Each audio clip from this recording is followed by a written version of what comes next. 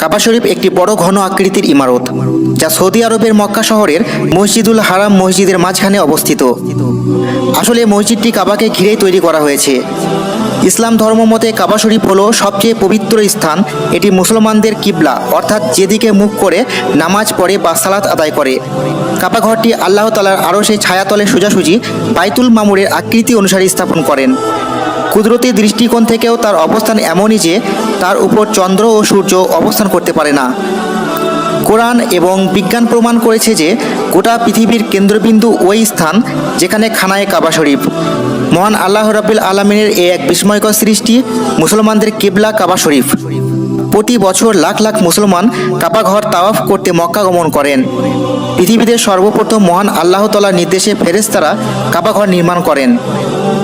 কাবা ঘরকে উল্লেখ করে মহান আল্লাহ তাআলার পবিত্র কোরআনের সূরা আল ইমরানের ৯৬ নম্বর আয়াতে বলেন, নিশ্চয় সর্বপ্রথম ঘর যা মানুষের ইবাদত রূপে নিরূপিত হয়েছে তা ওই ঘর যা মক্কাতে অবস্থিত। কাবা ঘরটি আল্লাহ তাআলার আরশের ছায়াতলের সোজাসুজি বাইতুল মামুরের আকৃতি অনুসারে স্থাপন করেন। হযরত আদম আলাইহিসসালাম ও মা হাওয়া আলাইহিসসালাম উভয় আল্লাহ তাআলার কাছে ইবাদতের জন্য একটি মসজিদের প্রার্থনা করেন। আল্লাহ তাআলা তাদের দোয়া কবুল করেন এবং বাইতুল মামুরের আকৃতিতে পবিত্র কাবাঘর স্থাপন করেন। এখানে হযরত আদম আলাইহিসসালাম সন্তুষ্ট চিত্তে আল্লাহ তাআলার ইবাদত করতে থাকেন। মানব সৃষ্টির বহু আগে থেকে মহান আল্লাহ তাআলা কাবাঘর সৃষ্টি করেন। আল্লাহ রাব্বুল আলামিন বাইতুল্লাহর স্থানকে সমগ্র ভূপৃষ্ঠ থেকে ২০০০ বছর আগে সৃষ্টি করেন।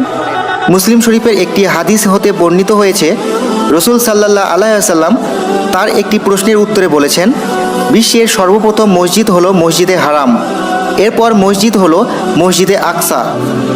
মসজিদে হারাম নির্মাণের ৪০ বছর পর মসজিদে আকসা নির্মিত হয়। হযরত আদম আলাইহিসসালাম কাবাঘর আল্লাহর আদেশে পুনর্নির্মাণ করেন। এরপর বহুদিন অতিক্রম হলো, শত শত বছর অতিবাহিত হলো। আল্লাহর বান্দারা কাবাঘর জিয়ারত করত, আল্লাহর কাছে হাজিরা দিত কাবাঘরে সমবেত হয়ে। কাবাঘরে এসে মহান আল্লাহ তাআলার পবিত্রতা ও অংশীদারহীনতা ঘোষণা দিত। এভাবে চলতে চলতে দিন গত হতে থাকলো। এরপর হযরত শীস আলাইহিসসালাম কাবাঘর পুনর্নির্মাণ করেন। দিন দিন একাতুবাদের সংখ্যা বাড়তে থাকলো। এরপর কাবা শরীফ নির্মাণ বা পুনর্নির্মাণ করেন হযরত ইব্রাহিম আলাইহিসসালাম। হযরত ইব্রাহিম আলাইহিসসালাম হযরত ইসমাইল আলাইহিসসালামকে সাথে নিয়ে কাবাঘর নির্মাণ বা পুনর্নির্মাণ করেন। হযরত ইব্রাহিম আলাইহিসসালাম কাবাঘর সংস্কার করে আল্লাহর দরবারে দোয়া করলেন, হে আমার প্রতিপালক, আমাদের উভয়কে আজ্ঞাবহ করো, আমাদের বংশ থেকে একটি অনুগত দল সৃষ্টি করো, আমাদের হজের রীতিনীতি বলে দাও এবং আমাদের ক্ষমা করো। নিশ্চয় তুমি দয়ালু। হে প্রতিপালক, তাদের মধ্য থেকে তাদের কাছে একটা পয়গম্বর প্রেরণ করুন, যিনি তাদের কাছে তোমাদের আয়াত তেলাওয়াত করবেন, তাদেরকে কিতাব ও হিকমত শিক্ষা দেবেন এবং পবিত্র করবেন। নিশ্চয় তুমি মহাপরাক্রমশালী। আল্লাহ রাব্বুল ইজ্জত হযরত ইব্রাহিম আলাইহিসসালাম ও হযরত ইসমাইল আলাইহিসসালামের বংশ হতে হযরত মুহাম্মদ সাল্লাল্লাহু আলাইহি ওয়াসাল্লামকে শেষ নবী ও রাসূল হিসেবে পৃথিবীতে প্রেরণ করলেন। এরপর কয়েকশো বছর গত হলো। পবিত্র কাবাঘর সংস্কার করলো আমালিকা সম্প্রদায়। তারপর আরও কয়েকশো বছর কিংবা হাজার হাজার বছর পরে কাবাঘর সংস্কার করলো মক্কা জুরহাস সম্প্রদায়। মক্কায় যে সকল গোষ্ঠী বা সম্প্রদায়ের প্রতিপত্তি ছিল তাদের দায়িত্ব থাকতো কাবা শরীফ রক্ষণাবেক্ষণের। এ দায়িত্ব পালনকে তারা সম্মানিত ও গর্বের মনে করত। শতাব্দীর পর শতাব্দী অতিবাহিত হলো। কাবা শরীফ ও কাবাঘরকে সংস্কার করলেন মোজার সম্প্রদায়। মহানবী হযরত মুহাম্মদ সাল্লাল্লাহু আলাইহি ওয়াসাল্লাম নবুয়ত প্রাপ্তির ৫ বছর আগে কাবাঘর সংস্কার করে মক্কার বিখ্যাত কুরাইশ বংশ। এ কুরাইশ বংশে মহানবী হযরত মুহাম্মদ সাল্লাল্লাহু আলাইহি ওয়াসাল্লাম ৫৭০ খ্রিস্টাব্দে জন্মগ্রহণ করেন। কুরাইশরা কাবা শরীফ সংস্কারের পর হাজরে আসওয়াদ স্থাপন নিয়ে মতভেদ দেখা দেয়। সকলের সম্মতিক্রমে আল্লাহ রসুল কাবা গৃহে হাজর আসওয়াদ কাবা শরীফে স্থাপন করেন।